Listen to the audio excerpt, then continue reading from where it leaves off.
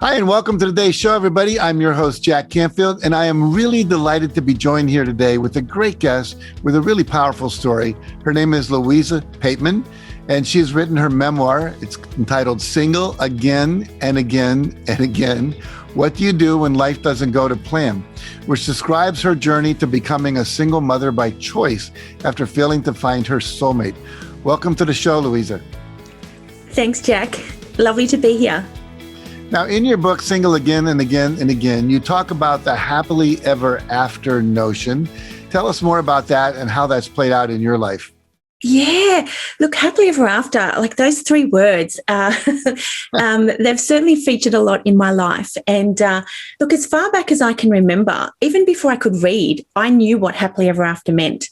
And I'm sure many young women and young girls feel the same.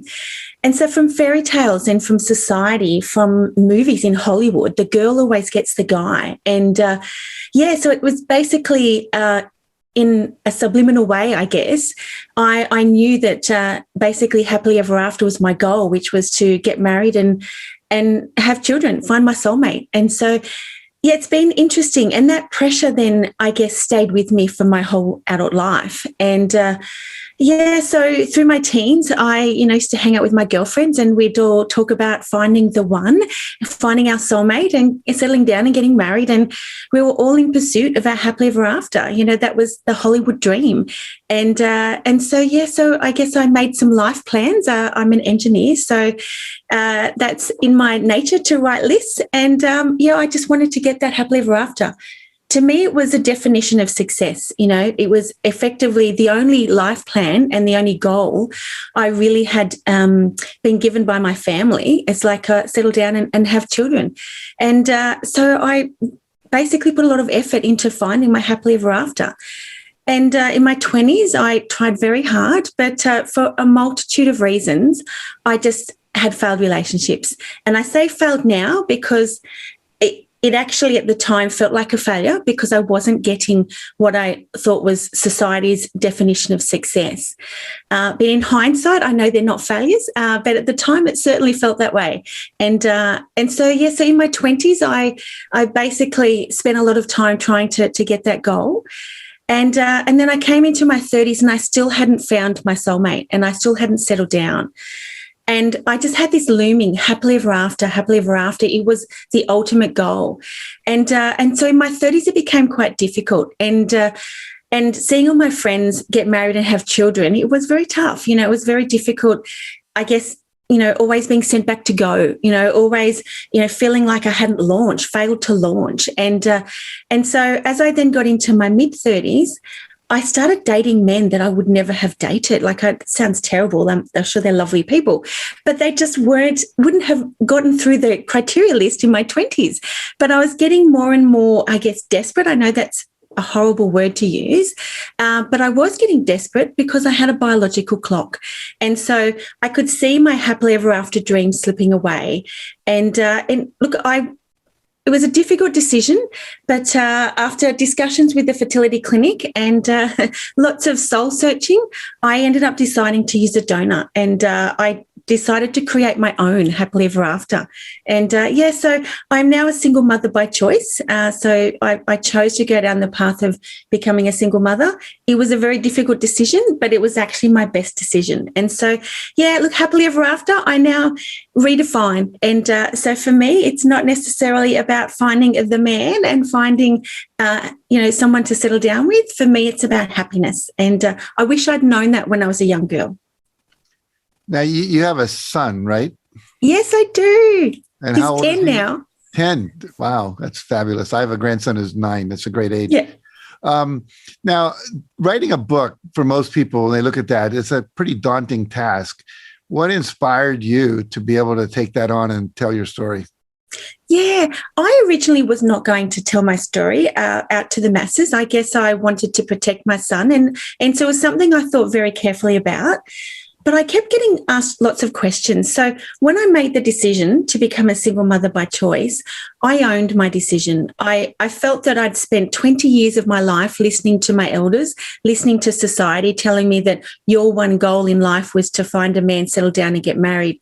But it wasn't working for me. And so all the advice that was given to me, it was given with love and it was given with the best of intentions, but it just didn't fit the cards that I was dealt. And so I was struggling with that. So I chose to own the decision. And so once I decided to own the decision, I put it out there and said, okay, this is the path I'm following. And interestingly, I didn't get backlash. I didn't get the negative comments that I thought I would get. Instead, I actually got lots of questions. And I had questions from people that said, oh, can you talk to my daughter? Can you talk to my granddaughter? Can you talk to my sister over in America? Because I'm Australian. And I kept getting all these questions to talk to people.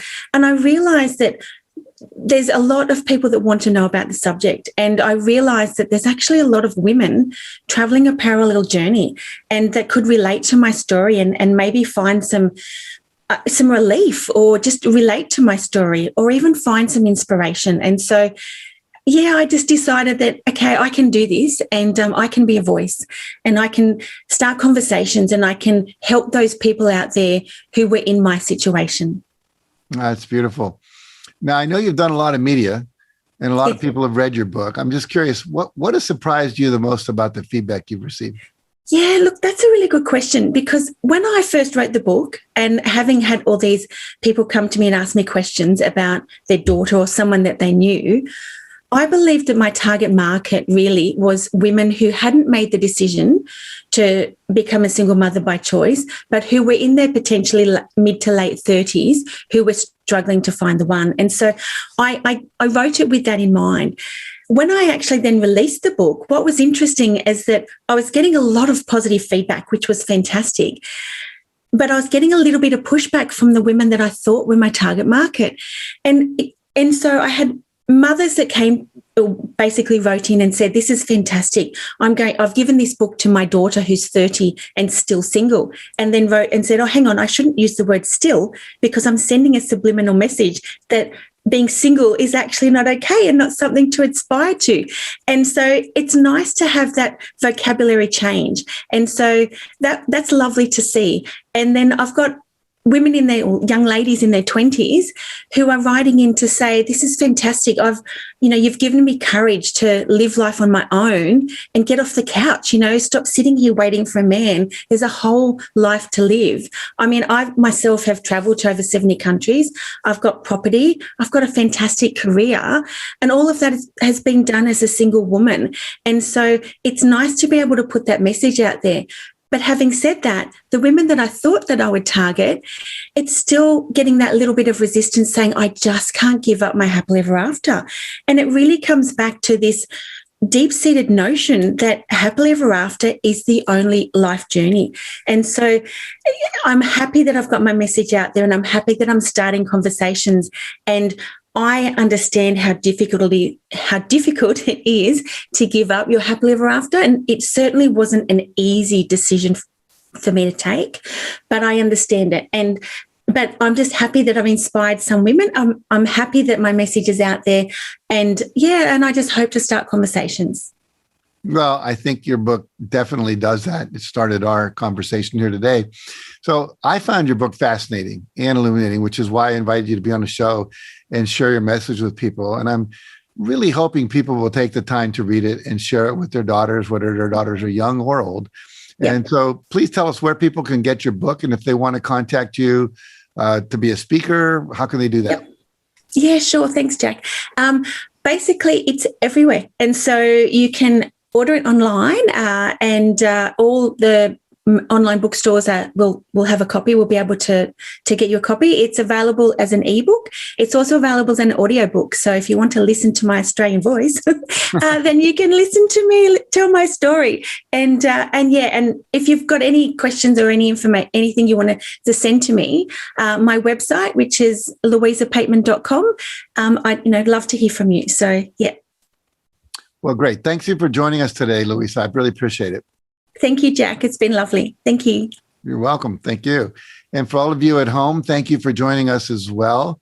As I said again, if you have anyone you know that's caught in this happily ever after mythology, we might call it, please share it. I think it's important that people get this message because I do think it's something that's a big underlying belief that a lot of us have that can lead to a lot of unnecessary pain, let's call it. So thank you for joining us. And next week, again, join us again. I'll have another thought leader that can help you be inspired, motivated, learn something new that you can apply to your life so you can be happier, healthier, and wealthier, and just have more meaning and fulfillment in your life. So until then, take good care of yourself. See you then.